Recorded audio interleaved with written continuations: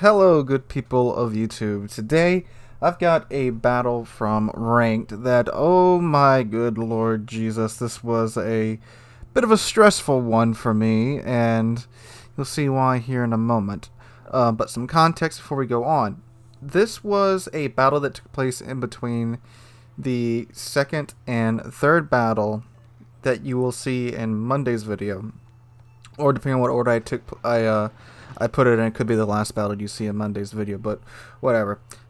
I've fallen down to rank 11, and me and the guys in TSIOF were working on just sync dropping, trying to get into some ranks together just for the lulls, as you guys saw in Monday's video.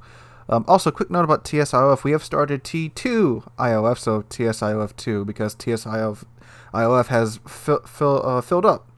And because Wargaming says you can only have 50 people in a clan, we have to make a second clan.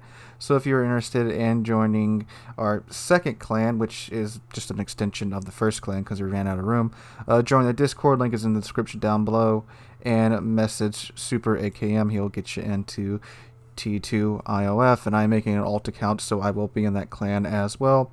And again, it's just a bit of a casual clan. We're just playing to earn steel and maybe get a bit competitive on that one too, but we will see as that goes on. But anyway, back to this battle. So, as you can see, as someone typed in chat, we have chosen to go BC. Or someone will say recently because they haven't said it yet. But we choose to go BC on this map.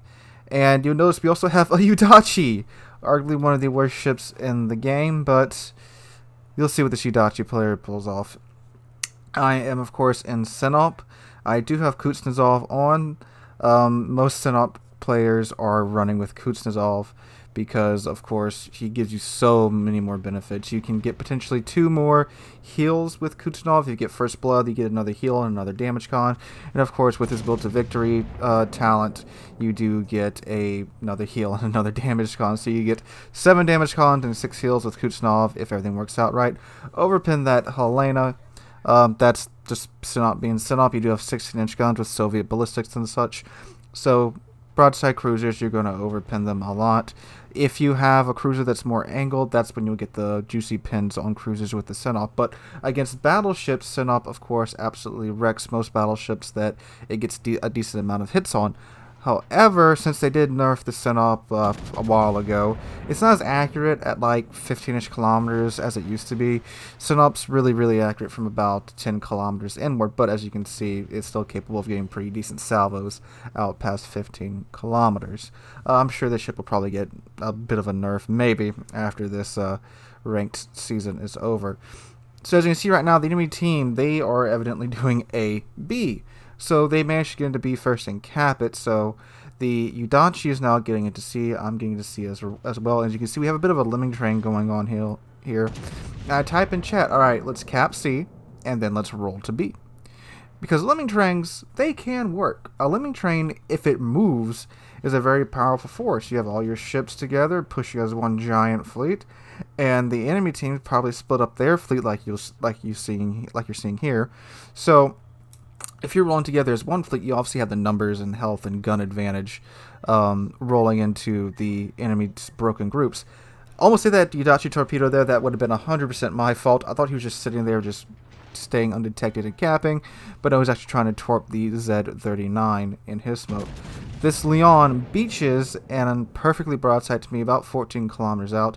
Get some questionable dispersion from the Sinop, but still managed to get 4 shells to connect for a 17,000 hit, but no Citadel. So, while the French armor saved it from getting Citadeled, still got a good bit of its health off there. And you will notice now that the rest of my team, they're going behind C. They're going behind the 2 islands at sea. For what reason? I don't know. There are no enemy ships back there. All we have in front of us right now is a broadside Leon. Alright, Gneisenau, Colorado, they have turned around from the A cap where they were last spotted, and they're now getting ready to go into B. And they're all of the team except for the Udachi and myself are behind C. Now, you can argue, well, the Colorado just killed the Leon. Their guns are still in the fight. Yeah, but I can understand the New Orleans and the Lazo and the other cruiser for staying behind, a cover when you've got 3 battleships in the game. But the Colorado and the Ashitaka, part of being a battleship is you're supposed to tank for the team. Right now, I'm the only one up front, and the enemy team's starting to realize that, and you'll notice they are starting to come out. That Abruzzi was lucky. He was slightly angled, and that could have been worse for him. But yeah, the guys on the Colorado, they're like, oh, the only thing we have to worry about right now is the Synop, so we can just dogpile on him, get him out of the game. As you see, I'm being flanked by the nice now Colorado on my right, and the Abruzzi on my left. And the rest of my team is still just sitting behind the island. Now, Synop is very tanky, and I do have Kuznetsov, so it's even tankier, but it can't stand up to this by itself. It needs help. So Gneisenau's charging me, and he doesn't have to worry about anybody getting at his flanks or anything because no one's there to punish his sides. He's just bowing onto me. I can still pin his bow, but he doesn't have to worry about the Colorado getting at his side, the Ashitaka getting at his side. He's free to charge me. So he's doing that, and there's his Z39. Algeria, I don't know why he turned around. I only poked him a little bit, but he still had plenty of health left. He could really be tearing into me right now if he was out from behind the side of that island. But this guy now launches torpedoes right there. I'm like, okay, he's going to launch his torpedoes right here. But no, he then launches it at the Yudachian smoke and then gives me a bit of an angle where I can bite into his armor there with one turret for 12,000 damage. And running for my other turret to reload. 9,000 damage there. Doesn't quite finish him off. But then the Lazo manages to finish him off there. He's only like 1,200 health. But now I'm in a position where I'm trying my broadside to the Colorado. And there goes my health. And to the Algeria out there. So I'm not doing too hot. And the rest of my friendly team is still behind the islands. Yudachi is trying to run interference on the cruisers coming down south. Looks like Ashitaka's kind of fighting those cruisers down there. But still, I'm left up front by myself with a Colorado. Colorado has 16-inch guns, and they can go right through the bow of the Synop. Now, the Lazo does actually have pretty good range. So, again, the cruiser's hiding. I completely understand that, but the battleships need to be up in front and tanking. And there is Kuznetov's Will to Victory skill activated. I had, I think 200 health there for a second. Then I popped my other heal, 2 on top of that, to now where I have kind of a mini super heal where I am restoring about a 1/6 of my health, or maybe an 1/8 of my health. Colorado has now beached himself just where the Leon beached itself on the same island. I found that to be hilarious. And now I'm pinging the rest of my friendly ships and telling them to get in here. So I'm focusing on the Colorado because it's got 16-inch guns, and if I can take that down before I go down, that's would be a huge relief off of my team. This Abruzzi, though, angled just slightly enough to where I can get 2 citadels in on it, and then he is no more. That was a very lucky shot. I thought that was going to overpin, but no, he was angled just enough so to where the shells could bite into his citadel. So Colorado now broadside onto me. I'm watching the Algeria over there to the left. He's still broadside on. I'm surprised he isn't turning or flooring it now at this point. But you can see he is starting to turn, but a little bit too late. And again, no citadels, decent pins though. And that's another example of the wonky Russian dispersion. Because, yeah, it does have the Soviet ships do have the gimmick where the closer you are, the better the dispersion is supposed to be. But they still get wonky dispersion, too. Ooh, and here comes some torpedoes from... Let's see who they are from. I think those are from the Abruzzi. So the Abruzzi got its revenge on me for absolutely deleting it. Those very slow, trollish Italian torpedoes. So I die having done 115,000 damage. Now, you may notice the team is finally starting to push up when they have a 4-ship advantage on the enemy team. And if you look at all of them, none of them are below 60% health. The Colorado's now about to pass that because he did start to push up.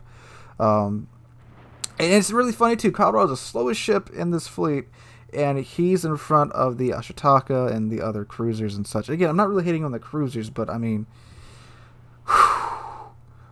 it's just so frustrating to be left in that situation where you're by yourself, and this is supposed to be a very team coordinative game mode, and you just get left up in the front by yourself to fend off basically all the enemy team. And but thankfully they managed to push finally when they have every advantage available to them. And they did take advantage of that.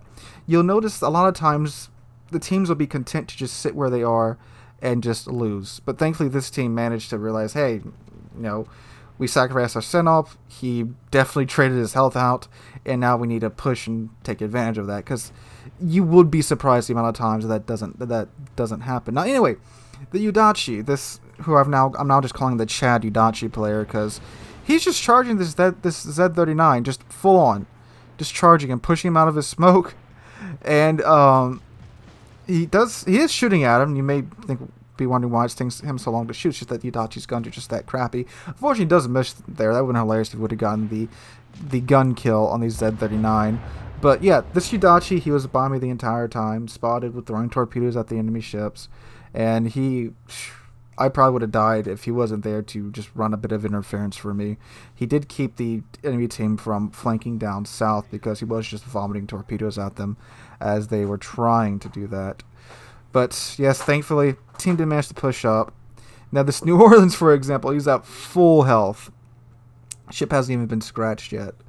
And again, I get, cruisers are supposed to be kind of hiding and being the DPM, but still, it's just funny to see this, 12 minutes into a ranked match, there's still a ship without a scratch of damage to it.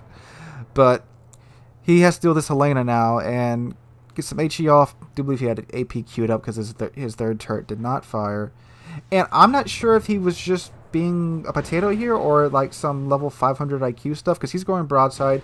Gets the Helena to turn broadside, so the Helena can get all of its guns on target, and thus causes the Helena to run to the Udachi torpedoes and getting the Udachi a kill and ending the match. Again, not sure whether that was level 500 IQ or just a very lucky moment of derp.